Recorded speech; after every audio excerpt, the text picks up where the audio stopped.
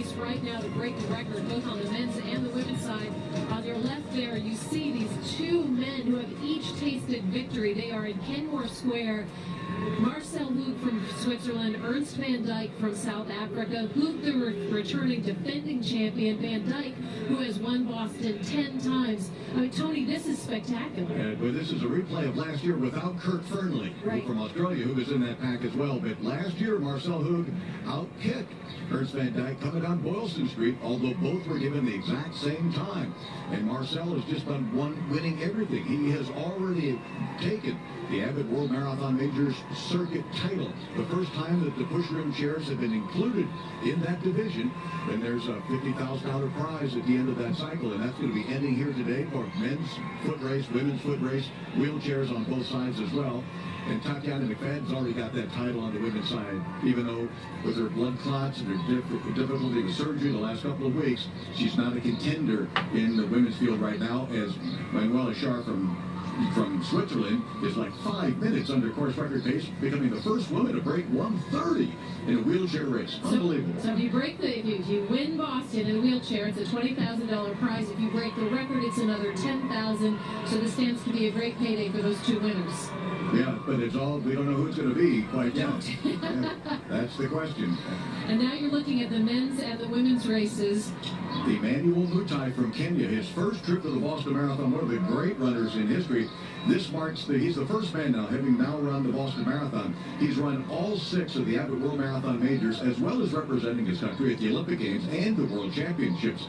This guy has finished second at World Majors 7 times. He was the 2011 London Marathon champion, but always like Mr. Number 2.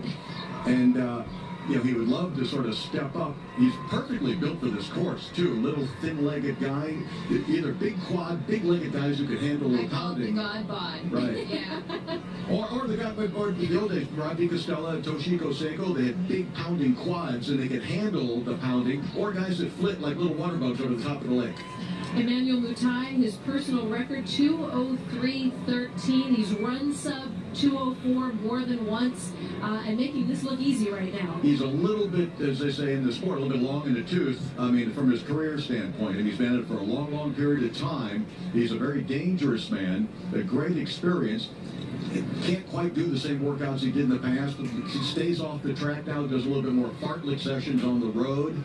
But a dangerous man with tremendous experience, and again, goes to the biggest competitions, and we'll see how he gets the job done here at Boston today. Okay, Shalane, what are you seeing here in the women's race? Well, it looks like there is a pack of 10 with 2 Americans in it, and they're clipping away. The last couple miles were 5:20, so they're starting to find a groove at 5:20, which is some fast running. That's indicative of a low 2:20 marathon. So, I feel like in this kind of part of the race, you're starting to just savor and kind of store up because you're getting towards the halfway point in Wellesley. You're going to have the energy of the Scream Tunnel at Wellesley College, but then you start to hit the Newton Hills. All right, and you're seeing full here. They have made the turn onto Hereford. The next turn is going to be that left onto Boylston, and the glorious final stretch here in the Boston Marathon for the men's wheelchair racers. Now it comes down to being in the slipstream has a certain advantage here, where you sit in, then swing wide and slingshot past, just like in NASCAR racing. And it's Marcel Hug who is doing the leading, and trying to line him up is Ernst van Dijk. They both know the feeling of victory down Boylston Street, but it's still to be decided in 2017. And you can see Marcel is just trying to find which side is he going to try to go around on me. There it is. Right, and you wondered about that strategy. Can he make the move? And you can see how Ernst is not taking as many strokes. He's just going to line it up and then try to slingshot pass. And Marcel's going to try to hold him off. And here they go. Full power. Here's the race. Here is the race in the last 200 yards as they come down the stretch here on Boylston Street. They've got a block and a half left, and here they come. Past the Lennox Hotel, past Dartmouth, 1 to go. Marcel's holding on. It is the Silver Bullet out in front, the winner of the 2017 men's wheelchair race, Marcel Hug from Switzerland. 1:18.03 unofficially, a new course record. Beating the prior record by about 22 seconds, if that in fact is the time, Tony. The old record set by Josh Cassidy from Canada in 2012, 1:18.25. And Ernst didn't have a little bit shoulder, just doesn't have that speed in his arms anymore to deliver that final blow. And Marcel Hoog wins 3 in a row. Two incredible competitors there in the center of your screen, smiling, panting, understandably. Just look at this finish again. Spectacular. Great race down this final stretch. And in fact, a great race from the beginning with these two athletes. Took off from Hopkinton. They got some distance in front of Yamamoto. They stuck together. And what a thrilling finish. And you can see Ernst finally in that final few pushes just realized he That just didn't sense of have it. defeat. Like, oh.